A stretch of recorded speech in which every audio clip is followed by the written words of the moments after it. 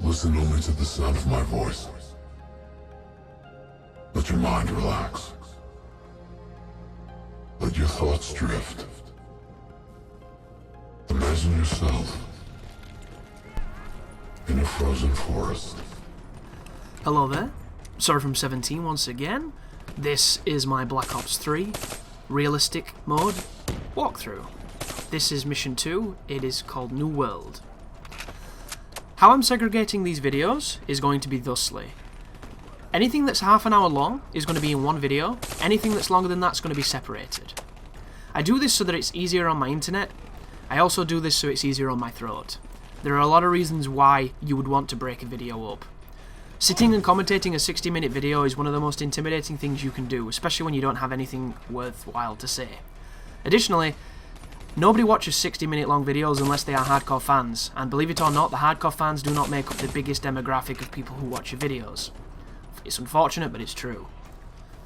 So there are a lot of reasons why I choose to do that, and that brief explanation is pretty much the best way to explain it to you. This is the mission that made me fall in love with this game, because I did not know what the hell it was. I didn't see it coming, I had no idea it was going to be this, and then it happened, and I was very happy. But it is a double-sided sword. I thought this game was going to be straight up source code, and I was so raring to go, because that to me sounds like a great premise for a COD. Instead, this is a simulation, and the simulation is being used to teach you the new abilities in the game, which is a really, really good tutorial, but it undermines the rest of the story because I really wanted it to be, we're going into these strange situations using strange technology, and we're changing the future. Because I really like Source Code. Source Code is a great film. I thoroughly enjoyed that movie.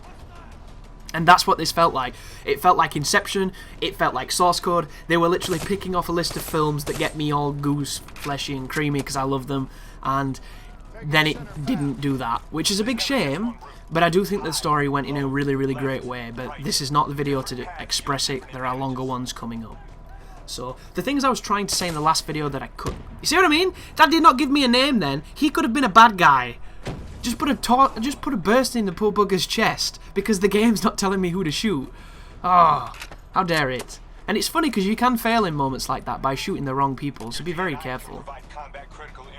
So this is the first thing. Is it Dynamic Neural Interface? DNI? I just turned it on then, and it's amazing. The game actually says it's like opening your eyes for the first time, which is pretty much ripping off a Matrix line, but I don't mind because I love the Matrix. See where I'm going with this? This level's a beast. It was really, it was tickling me in all the right places, and I always enjoy that. But the DNI is essentially, if you ever played Perfect Dark, it's the threat assessor, secondary function to the K7 Avenger, which is a very confusing way of saying it's going to direct feed information on the battlefield to your HUD. Do you see how the floor is covered in that like map work of diamonds? Do you see how the grenade had that red glow around it? You see how these people have skulls on them and I can see them through walls and it shows me what weapons they're carrying? It gives me information on the distance away from me they are. All this constant information is being fed to you via your team and via your DNI, and I think it's amazing.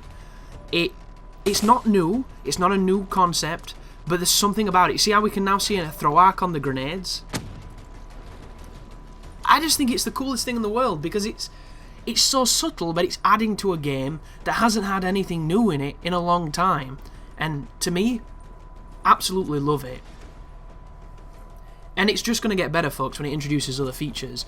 Must be said, this level's a bit of a cock tease. And you're going to notice what I'm trying to do. Do I do it on any of these points? I don't think I do. I'm trying to run on walls just then, and it didn't work. So I'm like, okay, maybe I don't have it yet. And they have to introduce this ability for you to do it, this wall running technique, this Titanfall tech. And then afterwards, post this level, I thought I just had this move.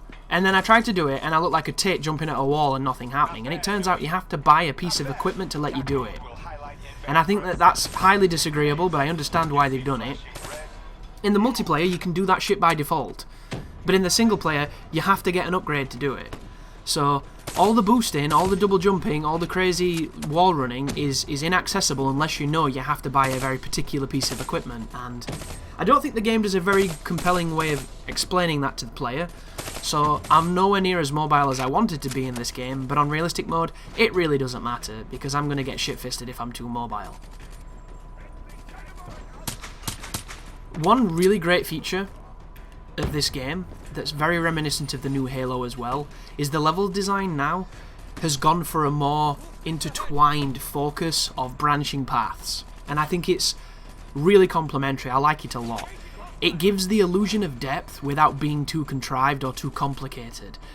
You're not going to get lost in these levels, but you are going to find alternate ways of pushing pressure, and I love that. It's really useful. Really, really useful. And not only that, but it incentivizes you to look at it a different way. And any game that tells you to look at something differently is a game that's after my heart, because I love simplicity, but I also like depth. And I don't think depth has to be complex, it just has to be interesting, and it has to be rewarding. But the pattern on the floor there, if you're wondering what that is, the game refers to it as a kill box. Wherever that is where you don't want to be, which is not true at all, because sometimes it's the only place you can be. What it does mean, though, is that is generally where the AI is focused on killing. So if you're in that area, you're in a spot where you can be flanked, you're in a spot where you can be grenaded, you're in a spot where you're going to be getting a lot of attention. And it's not necessarily a bad thing, but of course in certain circumstances it can be very dangerous. Another thing that's very dangerous on this game, which lulls you into a false sense of security, is when your team pushes up. I'm going to talk about the team here because it has to be said. They are the best they've ever been. I have never played a first-person shooter where my team was this good. They will kill groups of enemies for you, they will save your ass, they will do all kinds of things that I didn't think was possible in friendly AI. But they will also be ridiculously stupid, shoot nobody, get you killed, clip on you, block your way, and run up when it's not clear, making you think it is clear, so when you run up you get killed by that one dude sitting behind an air conditioning unit. Like, it's typical Call of Duty things that happens, but it still exists. However, it's kind of veiled now in the smoke and mirrors of AI actually helping, which is wonderful but annoying at the same time. Another thing you're going to notice is I'm not picking up any guns. Why is that, Chris? You always pick up guns, you hate fucking ACOGs, you hate these stupid bullshit look down the Alice in Wonderland keyhole nonsense. Very true, and a very astute student, but you can't pick up guns yet. In this game, because it's in the future and it's all Judge Dreddy, every weapon is biometrically fused to a person's DNA or whatever, DNI, or just biometric readings.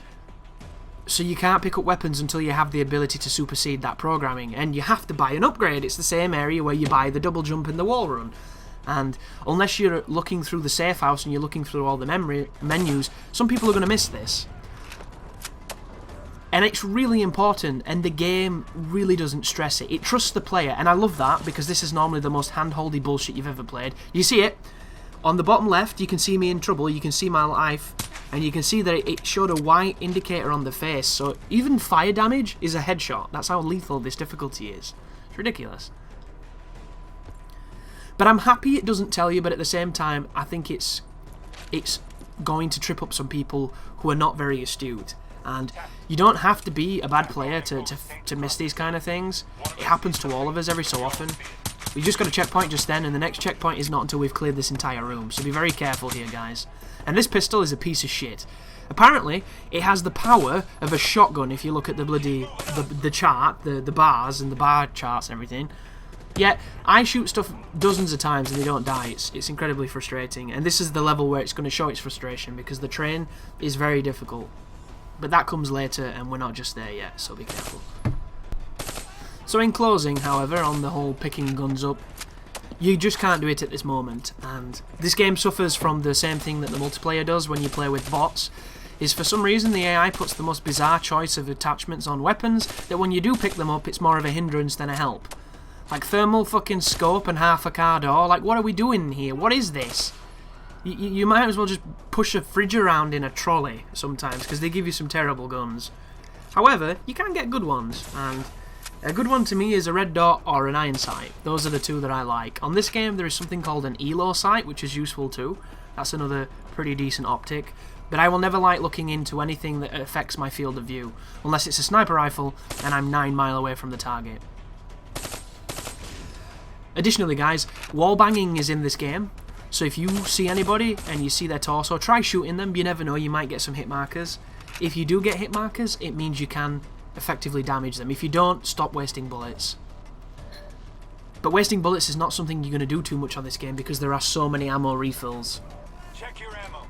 It's really useful, actually. It's one of the better features of the game.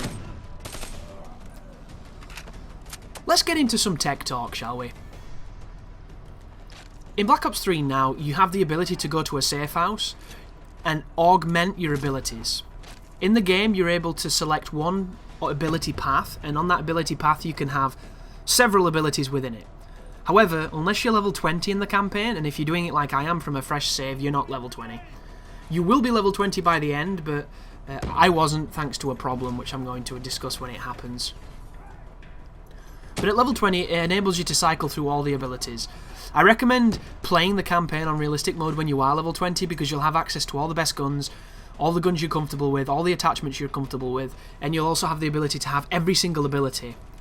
There are moments in this game that would have been considerably easier for me if I'd have had different abilities, but at the time I just didn't know that. And that is hopefully what my commentary is going to be able to do. I'm going to be able to divulge areas of alternate strategies to what you're watching. Ooh, that was really close. Did you see how on his HUD it gave him a yellow circle with a lightning bolt in it? That means that they are firing at you. Whenever you see that, you're either about to die or you're okay and in cover. There are no middle grounds with that. When it goes red, I think it means they're firing, but they're not firing at you. When it goes yellow, they are targeting you. Whenever it goes yellow, if they are not dying and you are not in cover, and you're not at least, like an inch of a forehead, you're in trouble. You're in real trouble. But these abilities have to be upgraded with something called cybercores. Fabrication kits. They're called cybercores, my bad. And how you get these kits is every time you level up in the campaign or you complete specific challenges, I believe they give you them. And you have freedom to kind of pick whichever one you want. And if you like an ability, you can even upgrade it again, so you can make it a pro version of itself by upgrading it once more. The ability tree that I recommend that you're going to see me use the most will be called Chaos. It is a very offensive focused tree. A second one that's really good is the hacking one. I don't know the name of it, it's the blue one, because that will enable you to shut down robots and it will enable you to remote hack very big robots, which I did not know you could do, and it would make one of the hardest parts of the game a lot easier if you use that. However, the ones I'm going to be using are the ones I'm going to be recommending for the purposes of my walkthrough. So the first one is Immolation. Immolation is a skill that enables you to set a robot to self-destruct, and it works on almost all robots except for the big tanks. And if you upgrade it additionally, it'll work on humans as well, because it will blow up their explosives, and every human has grenades. So it means you can take down any enemy, and it will take down any enemy close to them in the area of effect. With robots, if there's a ton of them together, they'll all pop like candy. It's wonderful. It is an amazing feature that I really enjoy because it turns the game into Bioshock in some ways. It's Bioshock but with shooting mechanics that are good. It doesn't have the skyhook, which is disappointing, but it's still really, really fun. This section here is going to glitch for me as well. The scripting doesn't work right. There's something to blow up on my left, but the game doesn't tell me to do it, and you don't get credit for blowing it up until the game tells you to, so you physically can't blow it up. So I have to kill a couple of stragglers before it triggers it. And I think it's because the game just wants you to clear this room, which is kind of dumb considering that the enemies seem like they come forever. They truly do. They're like those fake white prostheses in those very peculiar pornographic movies. But that over there that I just shot it is the generator. You can't kill it though until the game tells you to kill it, which I always find really contrived.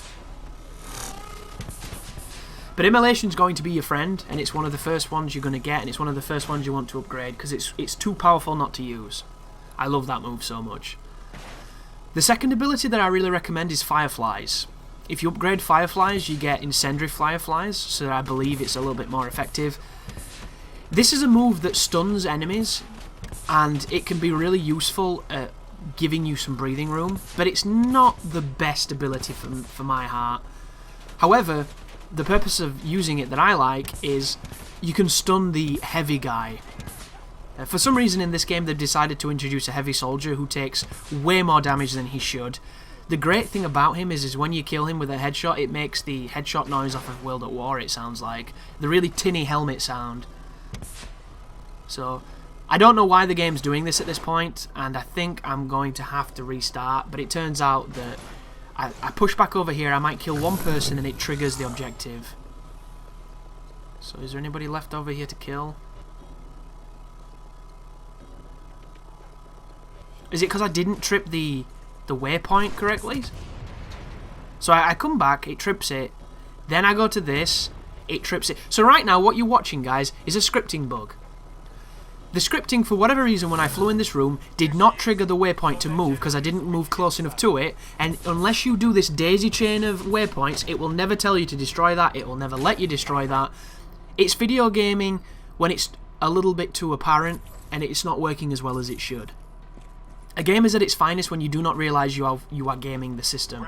That is when you realise, and that's a shame, because it should not have been that finicky. That is not an area you should ever have to wonder what to do. Very strange. But it was, and it happens, guys. And this campaign's really buggy. It's not as buggy as DXP will have you believe, but it's still really, really buggy. Trust me on that. But right now, the game's going to be introducing you to the concept of taking over turrets, which is an incredibly powerful move. And it's a move that I recommend. However, you're not going to see me use it too much because I didn't really realise just how great it was until I beat the game. But the third move that you're going to be wanting to use after you've got the Firefly move to stun those heavy guys and make them dead easy is the is it Subsonic Resonator? It is the picture of a skull that's vomiting, or that Davy Jones from Pirates of the Caribbean and those terrible sequels. Essentially, it is a move that enables you to highlight a ton of humans, and when you let go of the button, they all die. They all have like a seizure and involuntarily die. It's wonderful. Sounds kind of psychopathic to say that, but on this game, fuck them all. And what it does is, right now, do you see how there's 4 indicators on the screen? If I were to hold my ability and get all 4 of them marked, it would kill all of them. Like that. Only I just took over that turret, which is a completely different ability. And what this does is it essentially gives you a god gun in your hand that recharges every so many seconds. And it's wonderful because it clears rooms, it kills groups, it just evens the odds. But the best thing it does is it shows you where people are. It is essentially it's a target finder, and it's wonderful because it sees them through cover. It sees them if your allies can see them. It is amazing. And I'm going to play the majority of this game with my hand up like a wizard, because as I push forward, the best thing to do when you're not quite sure where the spawns are and you don't want to get snuck up on is to hold that ability out, because the moment they spawn in, you're going to target them and you're going to know where they are. It's really useful, guys. It's so fucking useful. And it's really fun as well. And the little changes. We've got this hood. We've got this ability to do special moves on bumpers. We've got this ability to wall rump and do jumps. You know, it doesn't sound like much, and it isn't, but it really changed the campaign for me, and it made me really enjoy it. And I haven't read the full reviews to some of the ones that I was watching, and I am going to go back and look in to see what some of the criticisms are, but I feel like this campaign has been really sold short, because it isn't the typical COD campaign of, oh my god, everything's on fire and exploding all the time. There are moments in this game where things aren't blowing up, and the characters are talking, and the plot is moving forward. And sure, the characters aren't the most interesting, but the plot is, the premise is, the suspense is. It made me want to know what was happening. And because they had actors' faces, even if they weren't that well developed and they weren't even that likeable, it humanised them in the performance. Like this lady here, this Hall, she's the girl from Riddick, the third Riddick film. And she plays almost the exact same character. She's the grizzled, you know, Michelle Rodriguez, hard-ass female woman who can do what the men can do and doesn't take any shit, which I really hope she doesn't get typecast as that, just because she is a little, shall we say, butch. Which, is there any graceful way of saying that? I don't want to offend this lady, she's a great actress. She's probably very beautiful when she's not being so testosterone-fueled, but it's kind of that thing, isn't it? She looks like a barracks girl. She looks like an army brat, she really does. You know, she's intense, and she's Michelle Rodriguez in it. There's no other way to say it. There is your... So there you go, we've just been warned not to kill civs. By the way, this gun right here, forget the name of it, I was using it in the multiplayer the other day. This thing kicks. It's got a really strange recoil pattern, and have you noticed how they've gave us a sub again? You do not want to be in submachine gun range on this difficulty, it's really dangerous. Yet they keep giving us these super high fire, crazy recoil subs. It's hilarious. But this mission is basically introducing you to some of the electronic abilities and some of the more advanced, like, parkour movement. But did you see that? How dirty was that? I'm glad she killed them though, because that would have been really rough. But can you remember how I said it Red Factions it? It really does. If you never played Red Faction, the very first level of that game is showing you this team of super soldiers. One of them is Timothy Oliphant, he's the sniper. I'll never forget him. I don't remember any of the other ones. But they're literally generic flamethrower guy, generic sniper guy, generic captain guy, generic girl. And it does the exact same that this game does. And it's maybe that's why I like it so much, because it's appealing to my old PS2 mentalities. But spoiler alert, folks. The team of people who are helping us right now, something's going to happen and they go rogue. And it's our job to find out why / stop them. Exact same thing in Red Faction 2. Straight up. You have to go and take down those people. And all these people that were doing this cool shit and showing you all this cool stuff are then massive arsehole bosses for that game. And I always remember hating them. Just being like, I liked these people. Why? Why would you do this? And I think it's even a very similar plot with that. Like, there's some kind of conspiracy that they're trying to unveil. They've been blacklisted or whatever. I don't know. It's very... The premise of the story is nothing new, guys. It's just the setup and certain aspects of it I really like. And some of it is kind of selfish because it's very similar to something I've written in my lifetime. So it's the kind of plot that really resonates with me because I find it fascinating. I don't see how it's any worse than, oh my god, like, what even though Makarov's son has got the fucking drones of America and everything's going bad, and oh my god, it's Brownie Stan, let's go and shoot a bunch of people in towels. Like, that's the average Call of Duty campaign, and somehow people are saying that this one is worse because it doesn't have that. Don't get it. Thank you for watching. I will see you in part 2. You take care now.